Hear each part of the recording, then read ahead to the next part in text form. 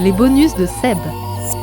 Salut, aujourd'hui je vous propose de découvrir dans les bonus de Seb une partie de ma première rencontre avec Joachim Garraud. La première fois qu'on s'est rencontrés, c'était en 2005 dans ses bureaux à Paris. Joachim Garraud, DJ, producteur, il a coproduit les 3 premiers albums de David Guetta. Il a fait partie des premiers à diffuser un podcast d'1 heure de mix toutes les semaines sur iTunes, les fameux The Mix. Je garde un très bon souvenir de cette rencontre. Il y en aura plusieurs ensuite que je vous diffuserai un peu plus tard. On a fait plusieurs rencontres, plusieurs interviews avec Joachim. Dans cette première interview, il parle de la culture club et de l'évolution du public dans les clubs et festivals. C'est intéressant par rapport à tout ce qu'on voit maintenant. Petite info, à l'époque, je prenais le son que de la voix de l'invité, donc c'est pour ça que vous allez m'entendre un petit peu de loin. Je vous souhaite une bonne écoute et n'hésitez pas à réagir sur tous les réseaux, Facebook, Insta et LinkedIn. Je tourne de plus en plus. C'est vrai que depuis maintenant à peu près 1 an, j'ai des dates qui s'accélèrent de plus en plus, qui m'emmènent de plus en plus loin de France et de Paris. Et c'est vrai que je joue de plus en plus à l'étranger, que je reviens dans des boîtes de plus en plus grosses ou à contrario, je joue sur beaucoup de festivals. Ces derniers temps, c'est vrai que j'ai fait Technoparade, j'ai fait une grosse fête à Munich devant 600 000 personnes. Je fais de plus en plus de shows live parce que c'est vrai que j'essaye de me différencier un peu des autres sets de DJ. C'est-à-dire que je me déplace avec un espèce de clavier qui est relié à mon ordinateur dans lequel il y a un sampler et dans lequel il y a des séquenceurs et qui me permet en live de faire des nouvelles versions, de créer un peu des remixes en live, en improvisant un petit peu. C'est-à-dire que je prends un a cappella qui est très connu, d'un disque que les gens connaissent, qui est donc un a cappella commercial. Donc ça peut être, je vais prendre un exemple, par exemple, tu peux prendre The Big Goes On de Bob Sinclair. Donc tu prends juste l'a cappella, et puis par-dessus, je vais rejouer une basse, je vais refaire une autre instrumentation qui est beaucoup plus pointue, qui est limite acide. Et donc du coup, ça permet aux gens de danser sur un titre qu'ils connaissent, mais avec une instrumentation tout à fait nouvelle, et puis quelque chose de beaucoup plus underground. Et moi j'aime bien le mixage entre ça, c'est-à-dire de prendre des éléments très connus et de les détourner pour en faire des bootlegs, faire des versions un petit peu spécifiques qu'ils entendront juste un soir, puisque ne sont pas des œuvres que je fixe et que je vends, c'est juste quelque chose que je fabrique en live, et puis voilà, et le lendemain c'est autre chose, c'est une improvisation.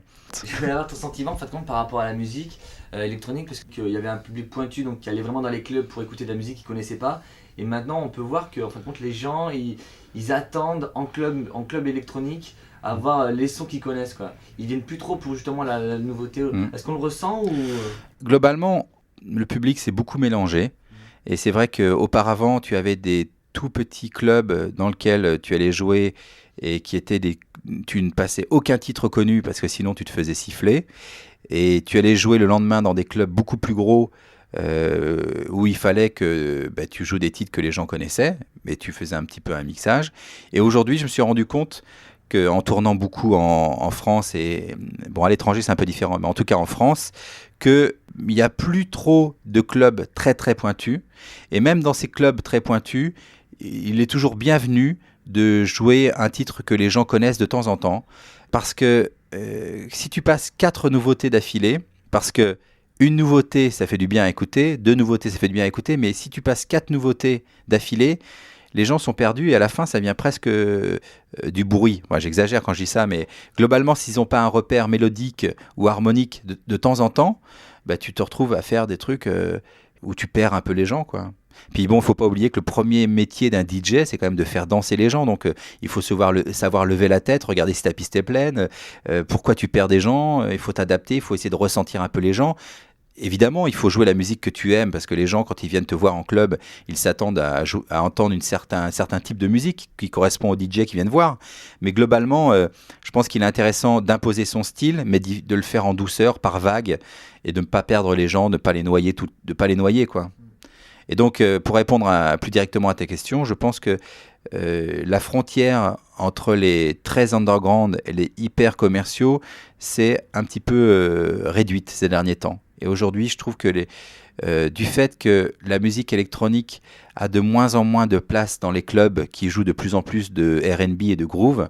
Il y a de moins en moins de lieux aujourd'hui qui sont consacrés à la musique électronique. C'est-à-dire que tu as de plus en plus de lieux qui, je dirais, basculent dans le R&B. Je dis pas ça d'une façon péjorative, mais parce que tout simplement les radios passent toute la journée du R&B. Et donc les gamins qui sortent en club, ils veulent entendre ce qu'ils ont entendu la journée à la radio. Et donc forcément, ils veulent entendre du R&B. Donc il y a de plus en plus d'endroits qui sont obligés, d'un point de vue commercial et financier, de se convertir au R&B. Et donc, il y a de moins en moins de lieux qui sont consacrés à la musique électronique, house, tech house, électro. Et donc, comme il y a moins en moins de lieux, je pense que les gens à l'intérieur sont prêts à partager en disant on peut aussi bien écouter des choses branchées que des choses commerciales. Et tu trouves qu'il y a une régression justement par rapport à ça? C'est une régression? Je ne sais pas si on peut appeler ça une régression. Parce que la production, il y a beaucoup de production.